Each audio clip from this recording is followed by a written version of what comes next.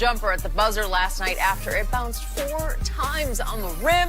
Kawhi helped the Raptors advance to the conference finals despite shooting a very poor 16 for 39 from the field. He averaged nearly 35 points and 10 rebounds in the series after averaging about 27 and 7 during the regular season. Shannon, what did Kawhi prove this year?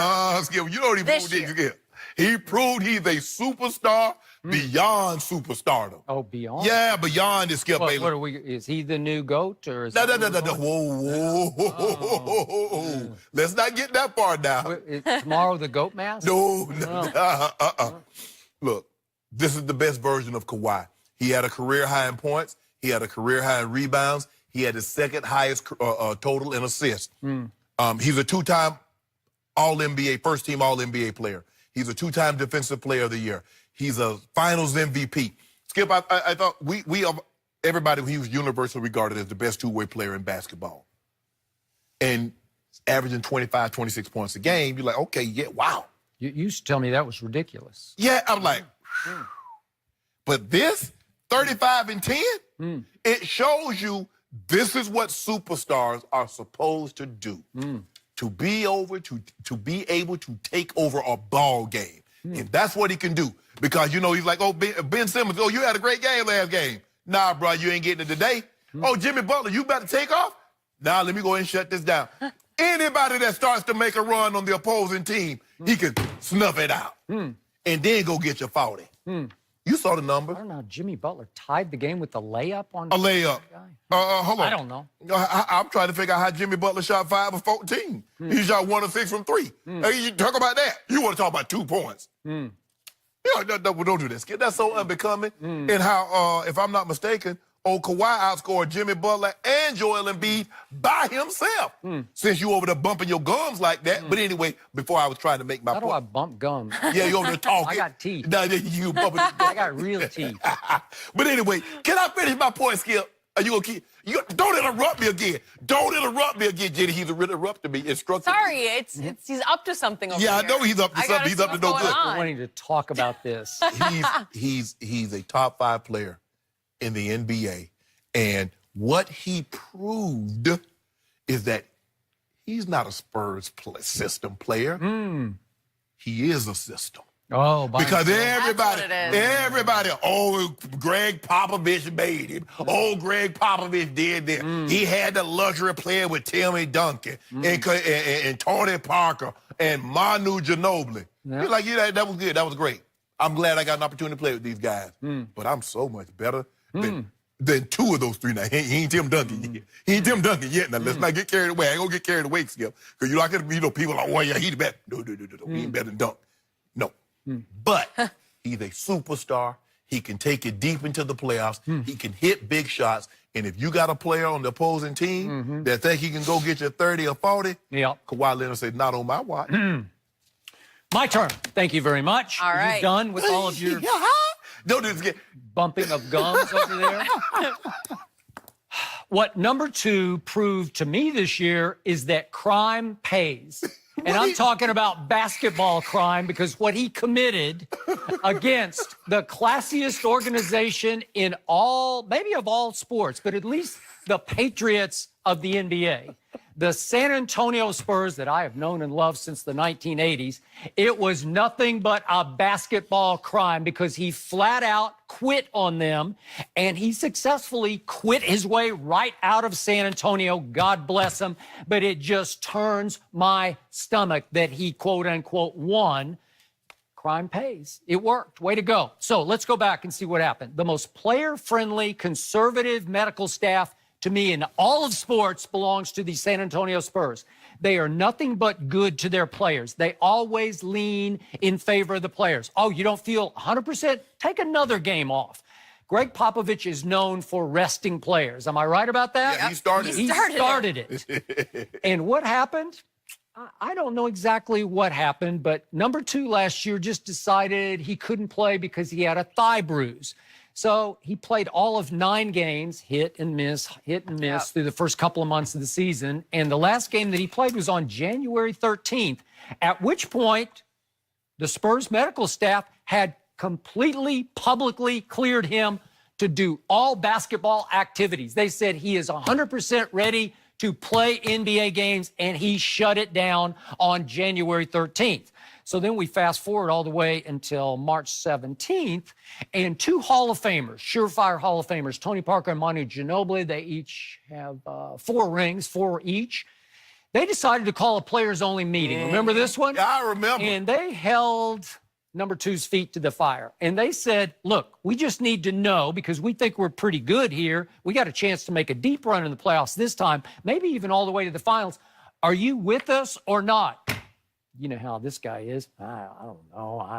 I'm still not right. Timetable? Is it a timetable? No. 2 weeks, 3 weeks? No timetable. Nope. And number 2's kind of a weird. Yeah, he said there's a timetable. He's hard to read. You know what he said? He said, yeah, there's a timetable.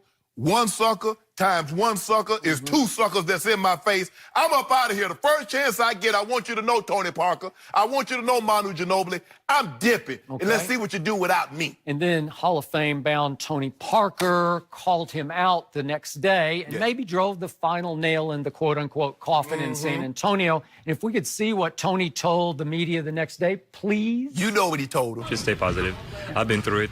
It was a rehab for me too for 8 months, you know, so same kind of injury. My mind was 100 times worse, but same kind of injury, and just try to stay positive. 100 times worse.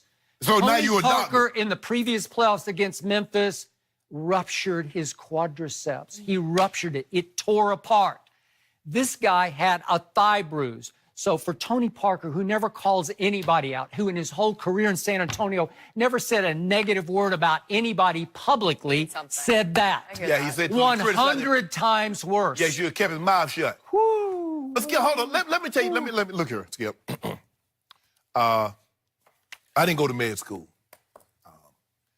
I don't have citation from 7 different New England medical boards. Hurry, because I'm not finished.